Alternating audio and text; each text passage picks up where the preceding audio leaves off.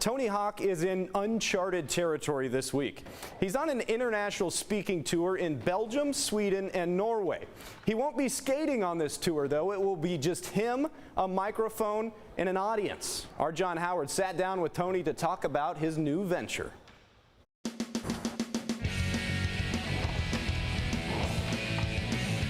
Tell us about this international tour you have coming up. I've been doing a lot of speaking gigs over the last 8 to 10 years.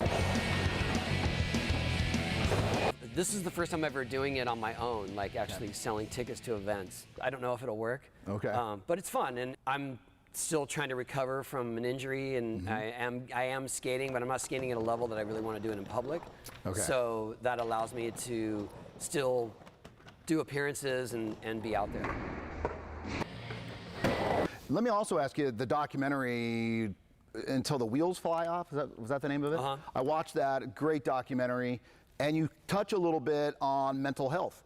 Is that some of what you will talk about during this tour or not? Mostly I talk about my journey of being a super skinny, awkward, outcast kid and learning how to skateboard and trying to find my way through that. I mean, there's a lot of lessons in there in terms of being an outcast, then choosing an outcast activity, then being an outcast within the outcast activity, and it's like, where do you belong? Yeah. And you've got to find your sense of purpose. Well, you've done pretty well. Oh, well, thank you. But I do feel like there are lessons in that you can apply to other fields, to other interests, and I think the bottom line is to tell people, to encourage them to follow their passion.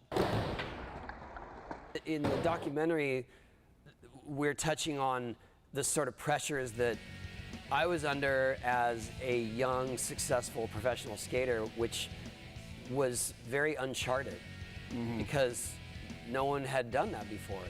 Skating sort of became popular while I was riding the wave of it, and so we were navigating this territory that no one had ever done before, and it was hard. It was really hard to be under that much pressure, to be so young, to be on display, and it was the 80s. People were harsh. You know what I mean? Yes. There was no policing of mean comments, let's put it that way. But at the same time, imagine what that is for today's skaters with social media. Sure. Where there still aren't those rules, but oh my gosh, it's exponential, the type of harsh comments that can reach out there. Yeah, without question, the advent of social media has changed the landscape in terms of criticism, in terms of being vulnerable. And when I was skating, people would just come up to you and say it to you in person. And you know, people don't have the guts to do that anymore. Now they do it behind some anonymous username. And so as hard as it was, I feel lucky that I lived through that era because it hardened me to what was to come. Along came social media, and people are keyboard warriors, and that didn't affect me as deeply.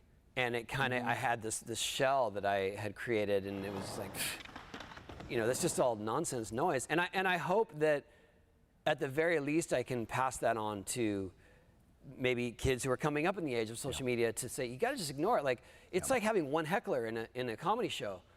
You got to tune that out because the rest of the crowd is with you. They may not be as vocal, but they're with you. Tony, we appreciate your time as always. Thank you.